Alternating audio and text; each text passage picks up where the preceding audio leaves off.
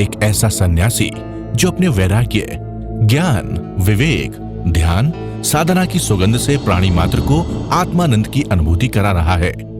एक ऐसा प्रवचनकार जिसके प्रवचन श्रवण के लिए हर जाति, संप्रदाय, समाज, क्षेत्र के लोग आतुर रहते हैं। एक ऐसा आत्मार्थी संत जो श्रमण संस्कृति की लौ को भौतिकता की चकाचौंध में भी निरंतर प्रज्वलित रखने हेतु संकल्पित है। एक ऐसा आध्यात्म योगी जो अपनी ध्यान साधना के द्वारा पूरे विश्व को सुख, शांति, समृद्धि का मार्ग दिखा रहा है। एक ऐसा महासाधक जो भारतीय ऋषि परंपरा को पुष्ट रखते हुए साधनारत है। एक ऐसा समाज सुधारक जो अपनी परंपराओं के निर्वहन के साथ सामाजिक विसंगतियों, कुरीतियों, आडंबरों पर वैज्ञानिक तरीके से प्रहार कर रहा है। ऐसे महान व्यक्तित्व का नाम है आचार्य सम्राट पूज्य श्री शिव मुनि जी महाराज साहेब। ये अनुपम महापुरुष अपनी ध्यान साधना से, अपने चिंतन से, अपने पुरुषार्थ से संसार को एक नए उजाले की ओर ले जा रहा है। उजाला ज्ञान का, उजाला ध्यान का।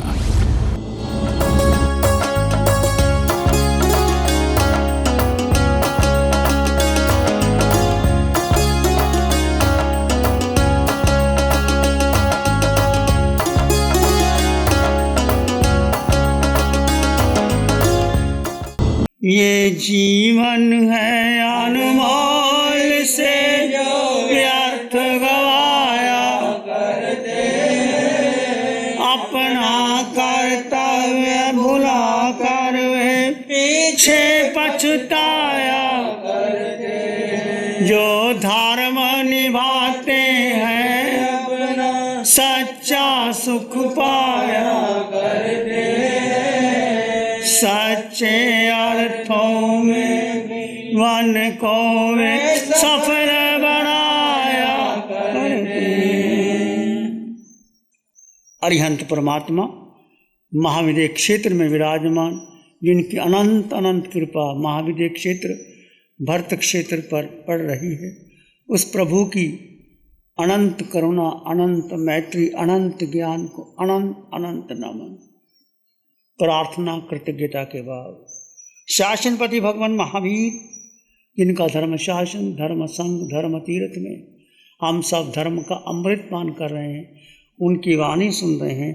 उस प्रभु की वाणी को, प्रभु के ज्ञान को, प्रभु के दर्शन को, प्रभु की साधना को अनंत अनंत नमन, प्रार्थना कृतज्ञता के बाद।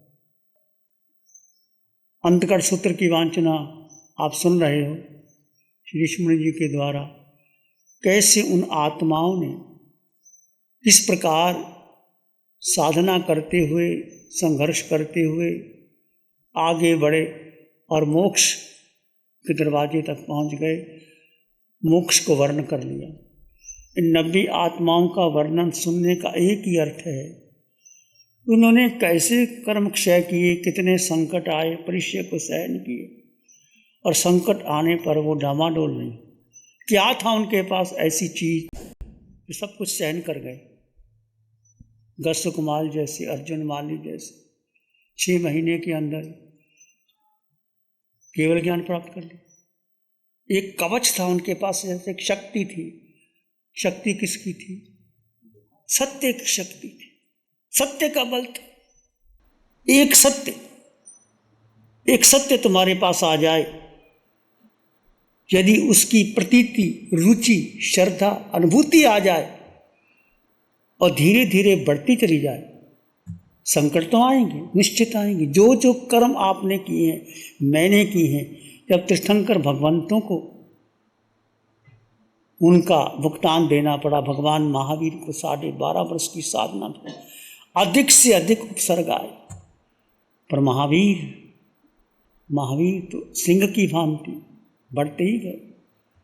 कानों में कीले ठुकवाना, पाँव के मध्य में अग्नि जला देना, चंद्र कौशिक का डसा जाना, अनार्य देश में जाकर के लोगों ने फांसी तक दे दी उनको, वो घबराए नहीं, तख्ता टूट गया, भगवान आ गए। ये क्या कारण है? ये साधना थी उनके पास, ये बल था। कौन सा बल? जो आपको मिल रहा है, जीव अजीव का बोध, भेद विज्ञान कि मैं देह नहीं हूं, मैं आत्मा, मैं जीव। इस जीव पर अटल विश्वास, अटल श्रद्धा। जड़ में जीव है और जड़ में जीव है। अब जड़ से जीव निकल जाए तो जड़ की कीमत क्या है? कुछ भी नहीं। तो क्या कभी आपने भेद करके देखा? हर जड़ में जीव है, नर के नेरिए, पशु, मनुष्य, देव, सब में जीव है। पर हम जीव को देखते नहीं। हम क्या देखते हैं? क्या देखते हो? उसका देह देखते हो, उसका शरीर देखते हो, उसकी सुंदरता देखते हो, उसका धन देखते हो, उसकी संपदा देखते हो, वो कितना उसके पास संपत्ति है, कितना मान है, यश है, प्रतिष्ठा है, ये है, वो देखते हो। तो हमारी दृष्टि सम्यक दृष्टि नहीं हुई यदि हमने देह को ही देखा, देह के भीतर, तो जड़ के भीतर जीव को नहीं देखा। भगवान की वाणी क्या कहती है? सब में जड़ समान है, सब में जड़ है। जड़ कोई भी मिला, जड़ महत्व ही नहीं देना।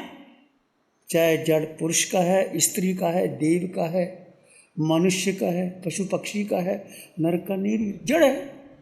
अनंत अनंत जड़ मुझे मिले, शरीर मिले और सब चले गए। सत्य क्या है?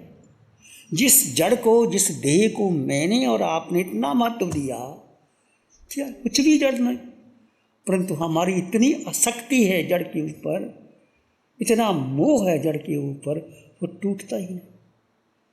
इसलिए साधना के द्वारा जड़ और जीव का भेद करते हुए, भेद करने के बाद आपने उस जीव में ठहरे कितना, ये महत्वपूर्ण है। क्या हम ठहरे? 24 घंटे में कितना ठहरे? चिंतन करो। मन कहाँ कहाँ घुमा देता, कहाँ कहाँ लेके जाता, संकल्प विकल्पों में, धारणाओं में। उठते जागते, सोते, खाते पीते, धर्म कथा सुनते, ध्यान करते, व्यापार करते, मन कहाँ जाता? मन के पीछे लगे रहते। जो मन नचाता है वैसा वैसा करते चले जाते। मन संकल्पों विकल्पों में हमें ले जा रहा है, और मन के साथ बुद्धि लग जाती, और फिर इंद्रियां लग जाती। 5 इंद्रियां, 23 विषय, 240 विकार, मन और बुद्धि। और सबसे शक्तिशाली कौन है? जीव।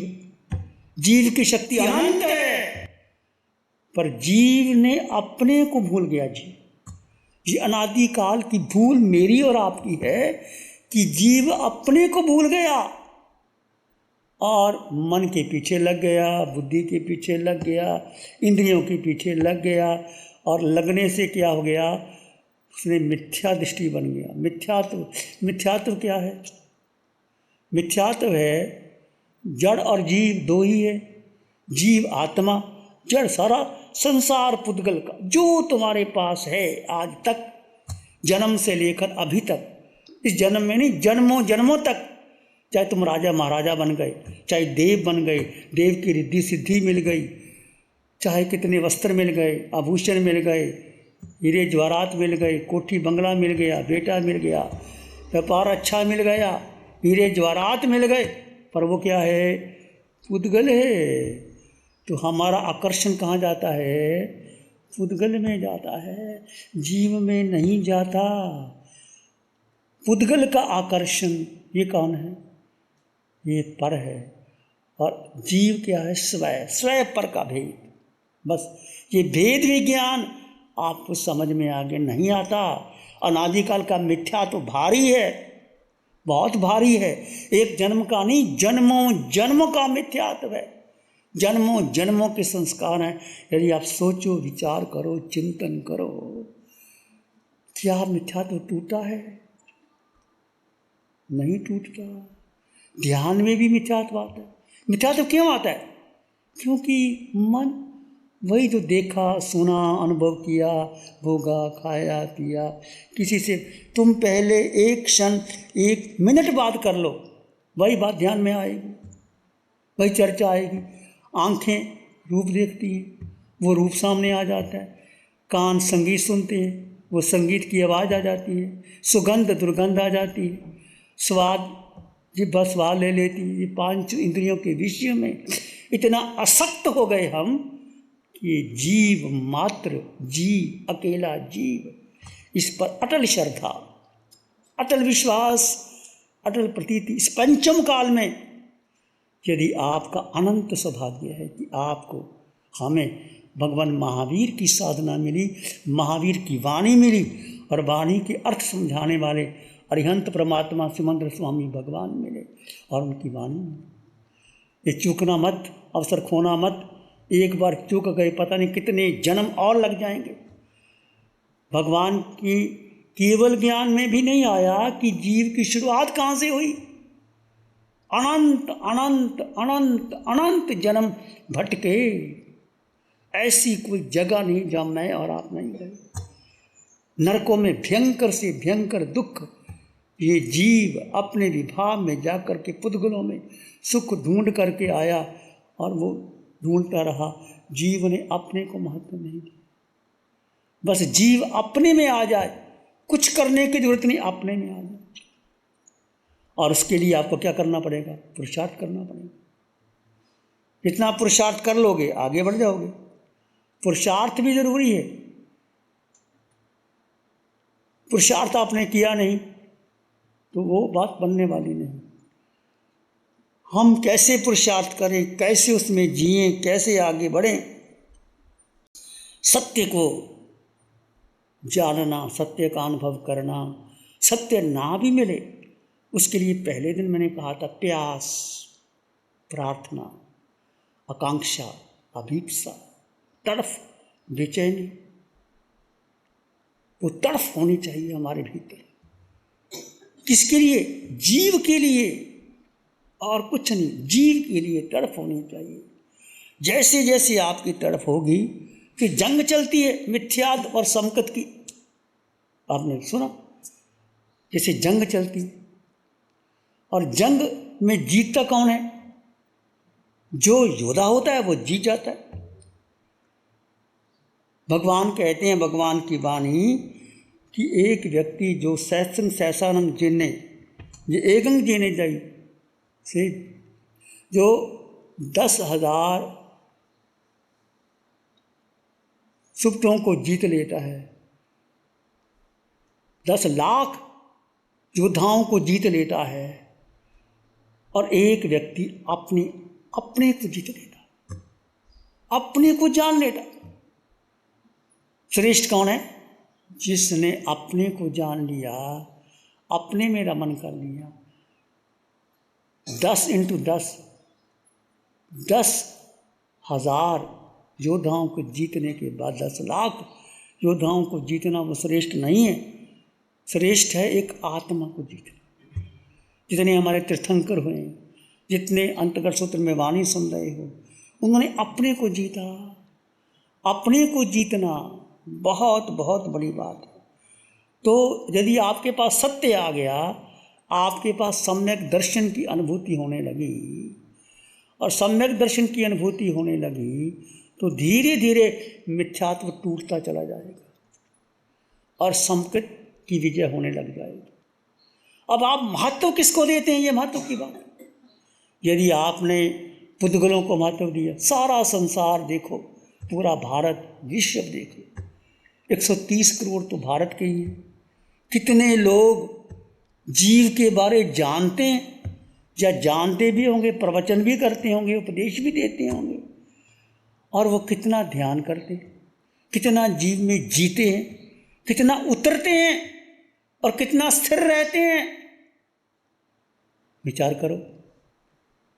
ये मार्ग, जिन शासन का मार्ग, बहुत दुर्लभ है मिलना, और मिलने के बाद लोग भटक जाते। क्यों भटक जाते हैं? बाहर का चकाचौंध, बाहर के लोगों को देख करके, बाहर के लोग ऐसे हैं, वो गाड़ियों में घूमते हैं, उपदेश देते हैं, हज़ारों लाखों लोग उनके पास आते हैं, हम तो जैन साधु हैं, नंगे पांव चलते हैं। यदि ऐसा साधु सोच ले तो वो भी अपनी आस्था से, सत्य से चूक गया। तो आकर्षण बहुत ज़्यादा हैं पुद्गल के। इस आकर्षणों के बीच यदि आपने अपने को संभाल के रखा है तो आप निश्चित आगे बढ़ जाओगे। प्यारी गुरुवाणी है बड़ी ही सुहानी। नमो अरिहंतानंग, नमो सिद्धानंग, नमो आर्यनंग, नमो जयनंग, नमो लोय सब सावनंग, धम्मो मंगल मुखी धमा हिंसा संयमो तबो देवावित्तं नमं संति जस धम्म श्यामनो। श्री चत्तारी मंगलम, अरहंता मंगलम, सिद्धा मंगलम, साहु मंगलम, केवली पाणत्तो धम्मो मंगलम।